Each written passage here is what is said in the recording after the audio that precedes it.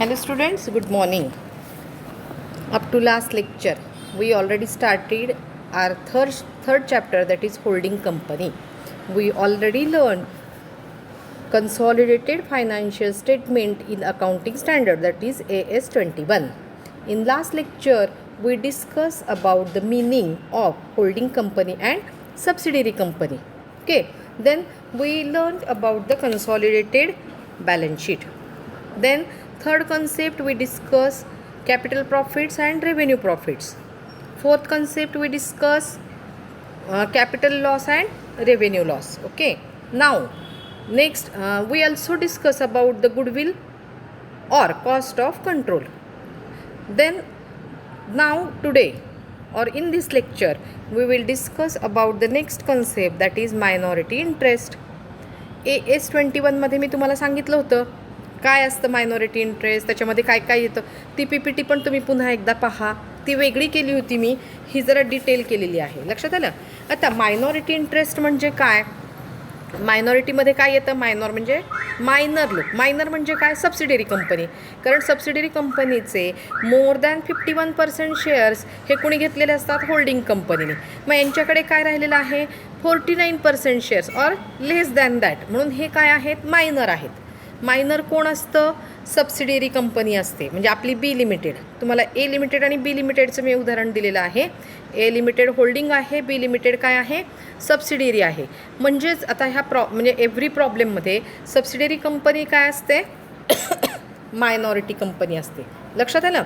आता minority interest म्हणजे काय, तर ह्या सबसिडियरी कंपनीकडे काय काय राहिलेलं आहे, त्यांच्याकडे राहिलेलं शेअर कॅपिटल, त्यांना मिळालेला कॅपिटल प्रॉफिट, त्यांचा राहिलेला शेअर रेव्हेन्यू प्रॉफिट, हे सगळं काय येतं, मायनॉरिटी इंटरेस्टमध्ये येतं. लक्षात आलं.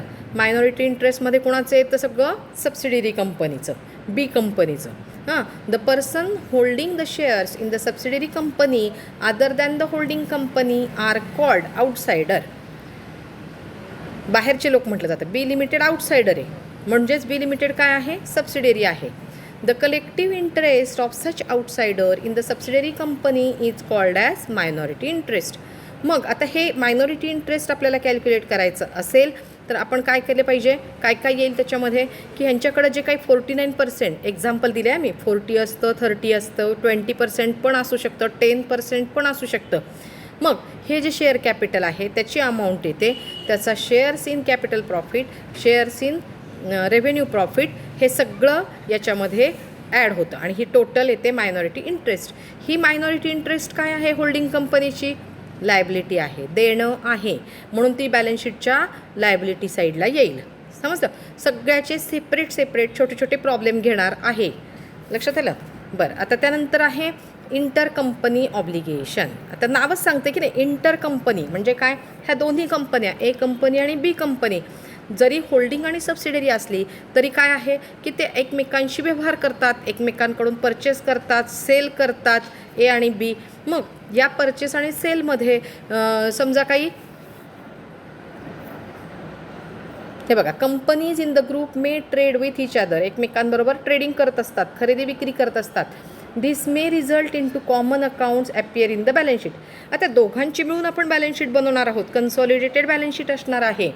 So, at the time of consolidation, the intercompany balances are eliminated by offsetting liabilities in one company's balance sheet against the corresponding assets in the other company's balance sheet. For example, आता ह्याचे examples काय आहेत, loan given by holding to subsidiary. A कंपनीने B कंपनीला जर काही loan दिलेला असेल तर डेटर्स अँड क्रेडिटर्स, एकाचे डेटर्स ते दुसऱ्याचे काय असणार आहेत, क्रेडिटर्स. म्हणजे ए लिमिटेडचे डेटर्स असतील तर बी लिमिटेडचे ते काय होतील, क्रेडिटर्स होतील. सेम वे बिल्स रिसिवेबल, ए लिमिटेडचे बिल्स रिसिवेबल असतील तर ते बी लिमिटेड काय असतील, बिल्स पेएबल असतील. मग ह्याच्या ट्रीटमेंट काय करणार आहोत, काय नाही, याचे मी सगळ्याचे सेपरेट प्रॉब्लेम घेणार आहे. आणि लास्ट कन्सेप्ट आहे यातली अनरिअलाइज्ड प्रॉफिट ऑन स्टॉक. आता काय आहे ही थोडीशी जरा कॉम्प्लिकेटेड ॲडजस्टमेंट असते आणि याचं तुम्हाला मी कॅल्क्युलेशनच्या वेळी पुन्हा एकदा व्यवस्थित समजून सांगणार आहे. बघा आता काय आहे ही unrealised profits on stock. When goods are sold by subsidiary to the holding company, आता बी कंपनीने ए कंपनीला जर काही माल विकला ॲट ए प्रॉफिटनी विकला and such goods remain unsold in the stock at the date of balance sheet with the holding company. काय झालेलं आहे की प्रॉफिटनी माल विकला आहे कुणी बी लिमिटेडनी ए लिमिटेडला, पण ए लिमिटेडकडून तो पुन्हा विकला गेला नाही, तो तसाच आहे, तो आपल्याला बॅलन्स शीटमध्ये दाखवायचा आहे. The profit on sale would have been included in the profit and loss account of the subsidiary. आता हा प्रॉफिट कुणाच्या प्रॉफिट लॉसला दिसणार आहे? सबसिडियरी कंपनीच्या. Such inter company profits would not be realised until the goods sold to the outsider. आता हा profit आपण बाहेरच्या लोकांना तो माल विकल्याशिवाय आपला रिअलाइज होणार नाही, वसूल होणार नाही. The value of stock will be overstated, so only the holding company's share of such profit is to be deducted from the profit of the selling company. मग होल्डिंग कंपनीचा त्यातला शेअर त्या प्रॉफिटमधला, फक्त प्रॉफिट लक्षात घ्या, प्रॉफिटमधला शेअर हा काय करायचा आहे आपल्याला? डिडक्ट करायचा. तर हे असं सांगून तुम्हाला समजणार नाही, त्यासाठी मी एक छोटेसे प्रॉब्लेम घेणार आहे आणि हा प्रॉब्लेममधून मी तुम्हाला अनरिअलाइज्ड प्रॉफिट ऑन स्टॉक ही कन्सेप्ट काय आहे हे तुम्हाला समजेल. थेअरीमध्ये लक्षात येणार नाही तरी मी तुम्हाला सांगण्याचा प्रयत्न केला. हे जे 9 कन्सेप्ट मी तुमच्या आत्ता घेतल्या, ह्या 9 कन्सेप्टचे छोटे छोटे 9 प्रॉब्लेम मी आधी घेणार आहे आणि त्यानंतर मग आपण एकत्रित प्रॉब्लेम घेणार आहोत. पुन्हा व्हिडिओ पहा, पुन्हा आपली जी AS21 consolidated financial statement accounting स्टँडर्डमध्ये मी घेतलेलं होतं, त्यावेळेसची जी PPT मी शेअर केलेली आहे ती वेगळी आहे, ही वेगळी आहे. दोन्ही पहा, दोन्हीचा अभ्यास करा, ही PPT लिहून काढा आणि नेक्स्ट लेक्चरला मी एक छोटासा कन्सॉलिडेटेड बॅलन्स शीटवरती प्रॉब्लेम देणार आहे.